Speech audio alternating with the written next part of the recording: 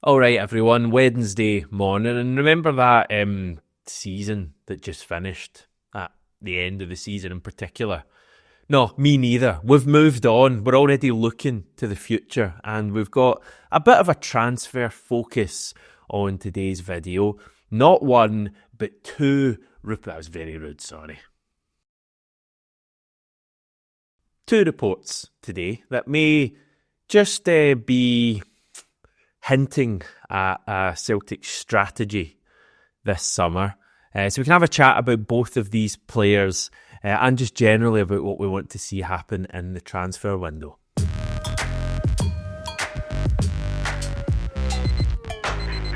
Right, we'll kick off with the first report. This was from Stephen McGowan in the Herald yesterday, linking us with a centre-back, which in itself might be a bit of a story.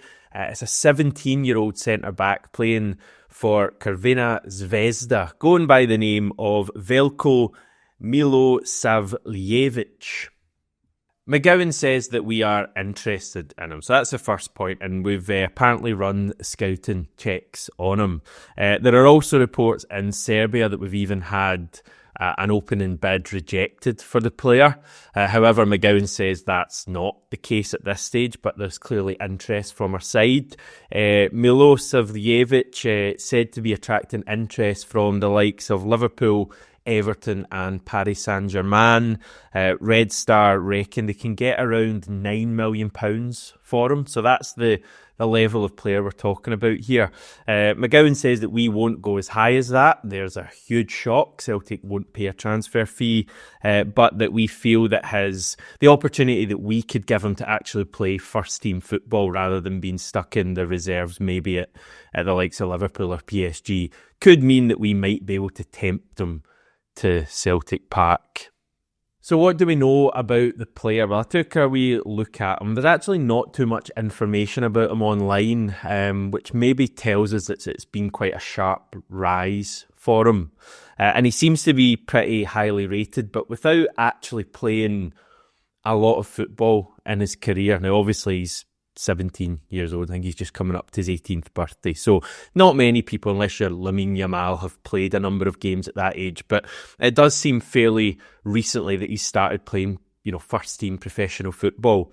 So Crvena Zvezda, Red Star Belgrade were in the UEFA Champions League this season, but Milosavljevic played his matches in the UEFA Youth League. So he didn't play a single minute in any of Red Star's 10 Champions League matches, including qualifying. He was on the bench for the final two games, and just looking at the matches that he played, very obvious that he made his breakthrough into the first team in October. And became a regular in around February, March time until the end of the season.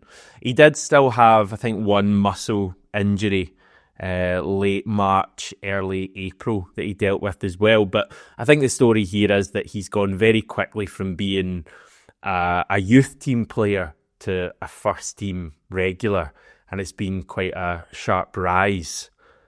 Now, there's not too much on him online, as I say. There are a couple of YouTube compilation videos, one featuring some of the worst pitches you're ever likely to see.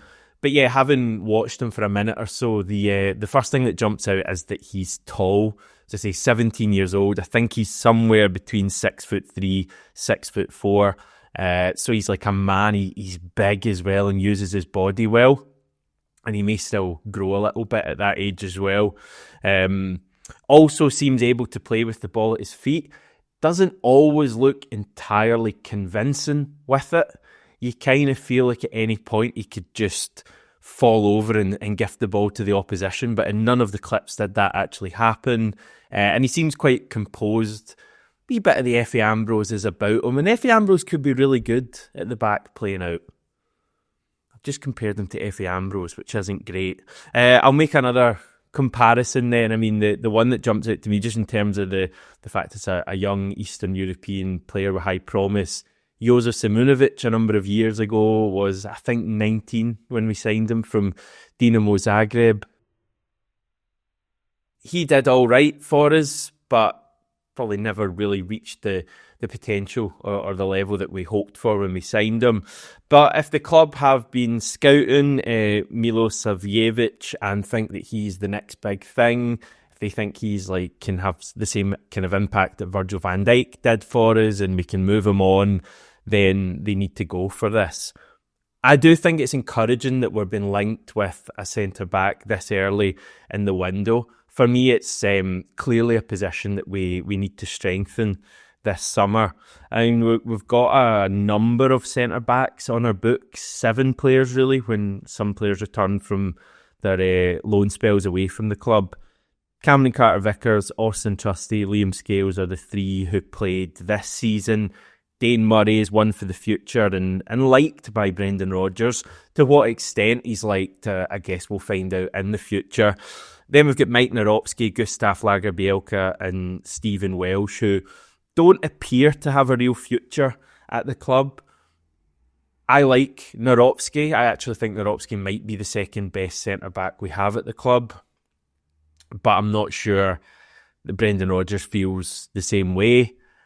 Maybe Naropski gets a good chance in pre-season and does well and is able to work himself into the plans, because I think he's looked pretty good whenever he played at the end of the season, which I think, to be fair, was 2 games, but he looked good in the derby and looked really good at Pittodrie. So I'd like to see more from Naropski. Not sure that will be the case. So Lagerbielke and Welsh I don't think have much of a future at the club. So if we were to move on maybe 2 of those players, then that could create an opening for a new signing. Austin Trusty's the interesting one. I don't think it was a disastrous first season. I think we saw some really good performances from him. We also saw some pretty poor displays. And he could be better. I mean, we talk about Arnie Engels and Adam Ida as hopefully we're going to see the best of these guys in season 2, season 3, etc. And that should apply to Austin Trusty as well, even though he's a few years older than those 2. But I can't help feeling that a year ago, when we were kind of having the same conversation we're having now about wanting to sign a quality centre-back to go alongside Cameron Carter-Vickers. And I think the very fact we're having that same conversation 12 months down the line clearly shows that the issue hasn't been resolved. And I was kind of hoping it would be. As I say, Trusty hasn't been a disaster, but you can't say he's been a huge success either. So, yeah, I think my fear with the centre-back situation would be that we don't sign anyone, that it's kind of pushed down the list of priorities, and that we think we can go with Trusty and Scales as a partner for Cameron Carter-Vickers next year. I think doing that would be a mistake. I think Trusty and Scales have a part to play at the club, but ideally as backup options, I think. And I think if you really go and try and sign a quality player to go alongside Cameron Carter-Vickers, that would be huge. I don't know why I'm speaking so quietly, as if I don't want people to hear me. I should be shouting about this. But yeah, I mean, is it too much to ask, genuinely, to just have another Cameron Carter-Vickers next to Cameron Carter-Vickers? Because you're looking at that potential back 4 next season. Alistair Johnson right back, Kieran Tierney left back, Cameron Carter-Vickers right centre back. You just need someone else brilliant next to him. And maybe Milosavljevic is the guy. If he is, the club need to go for it and really push forward with this. But yeah, I'm just not sure about the centre-backs that are at the club at the moment. I'd say the same about the left-back, but we actually don't really have any left-backs at the moment. Kieran Tierney's not in yet. Greg Taylor seems like he's going to be leaving. Same with Jeff Schlupp. But we have been linked with a left-back. Now, this is a transfer report that came yesterday from Japan, and it's about a young Japanese left-back currently playing in Sweden. Keita Kosugi is a 19-year-old who's enjoyed a breakout season at Allsvenskan side Djurgården. Again, it's been a pretty sharp rise here. He was plucked from the academy of Japanese top-flight side Shonan Bellmare, I think without ever actually playing a first-team match in the J-League. He went on trial in Sweden, was signed by Djurgården a year ago. They then lost their first-choice left-back, a guy called Samuel Dahl, who went to AS Roma for around about £4 million. Last summer, he's now at Benfica anyway, who cares about him? But basically him leaving afforded the opportunity to Keita Kosugi to star for Djurgården, and he's pretty much done that. He's become a mainstay for them at left back. They reached the semi-finals of the UEFA Conference League, so it was a long European season for them. He did really well in that. They lost to Chelsea in the semi-finals. And seems like he's been attracting a fair bit of interest. What's interesting about this is that it's a report coming directly from Japan and Sponichi, and they are, first of all, linking Paris Saint-Germain again with Kosugi, but they also mention ourselves and Atalanta being interested in him. Again, a brief look on YouTube, and he just looks like your typical modern day left back. He's quick, he's good travelling with the ball, full of energy. Having watched about 35 seconds of him in action on YouTube, I would say the best early comparison would be someone like Emilio Ezagiri at his best. You know, going forward, that old thing Ezagiri used to do, knocking the ball one side of a player and running round. Kosugi appeared to do that a fair bit as well. He's pretty diminutive. That means small. I know you know that. In case any Rangers fans are watching for whatever reason, it means small. But I think he looks pretty good. Hasn't been capped yet by the full Japan teams. Played a number of games at youth level for Japan. Believe there was a little bit of chat about him being called into their squad for their upcoming matches. Basically, their manager, Hajime Moriyasu, is rotating the whole squad, given that they've already qualified for the World Cup, which I guess is good news for some of their players. Not great for me, having bought tickets to them playing in Perth next week, hoping to see Daisen, Rail and potentially Kyogo, and finding out that none of the three are in the squad. But anyway, you're probably sick fed up of me going on about that. I won't be seeing Kosugi either because he's not in that squad. But he seems like a player who's on the rise. Clearly, if Paris Saint-Germain are interested in you, something's going right there. So, yeah, left-back situation. Seems like we're going to need a player coming in there alongside Kieran Tierney. Feels like, as it stands, Greg Taylor, Jeff Schlupp aren't going to be with us next season. And I think a young player like that would be pretty good next to Kieran Tierney. They're going to get a fair amount of game time, I would suggest, next season, because Tierney clearly isn't going to play every match. And as I said previously, almost maybe a better opportunity for someone coming in next season than there was for someone like Alex Vai this season, where Greg Taylor would play the majority of matches. I think we're going to see game time split up fairly evenly next year between Tierney and whoever is signed. So, yeah, us moving for Kosugi, or being interested in Kosugi, does that tell us anything about the Greg Taylor situation? Probably not. I mean, Celtic are probably going to be looking at a number of players, but I think this guy looks good. It won't come as a huge shock to you when I say that I feel the Celtic squad requires a bit of work this summer. So for me, we need a centre-back, as I've covered in this video. We need a left-back as things stand. I don't think Taylor or Schlupp are going to be with us. The midfield, for me, went pretty stale at the end of the season.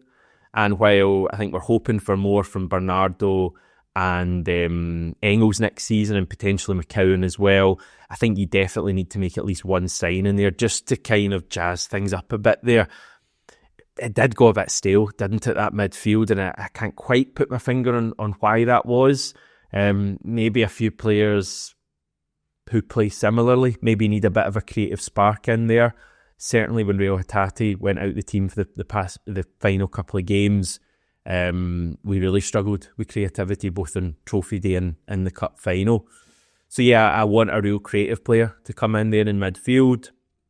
I think we need to sign a striker very clearly, And Brendan Rodgers has also made it pretty clear that he feels we need to sign a winger as well, given the situation with Jota likely missing half of next season.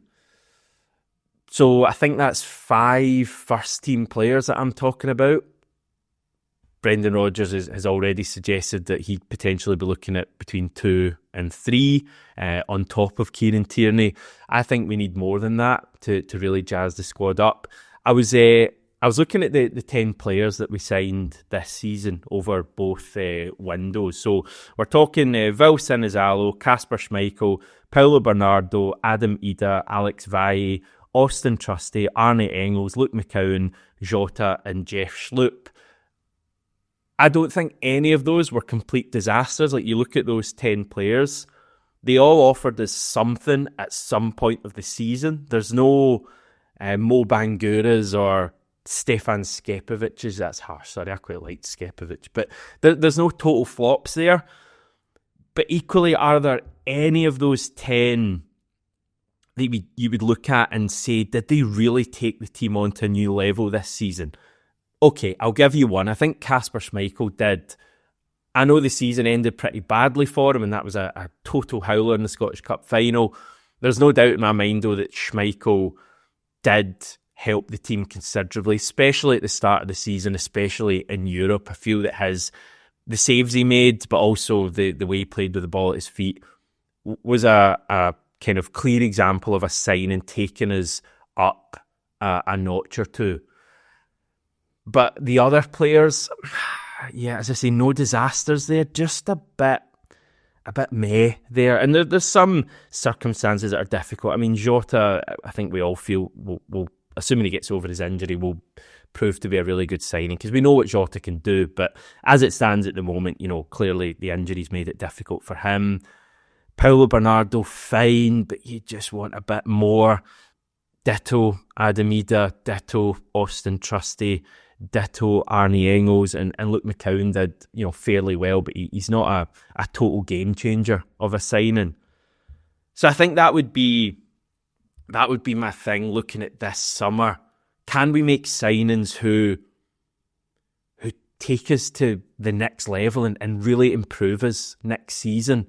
Like in Ange's first season, we made all those signings. And I know the squad was in disarray at that point, and we basically had to sign effectively a new first team at that point.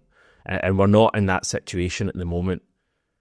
But how we made signings then, and it was like Josip Juranovic came in, and you had so much to say about Josip Juranovic in that opening season. A huge part of us winning the league, and you say the same with Jota and Carter Vickers and Kyogo and so many other players. Carol Starfelt. I just feel like we need a number of players signed this summer who can just come in and actually just take us forward. Kieran Tierney is an obvious example of someone who's going to do that. Great work from the club getting that done, but we need more. So that's my thoughts for today. But a couple of transfer links, the first of many. Will we sign those guys, either of them? I'm not sure, but hopefully Celtic can go about their business nice and early this summer. Okay, that's us for today. Enjoy the rest of your Wednesday, everyone. If you did enjoy today's video, please consider subscribing to the channel. We're going for 15,000 subscribers, which is a huge number, and you can get us there by subscribing. I'll chat to you tomorrow.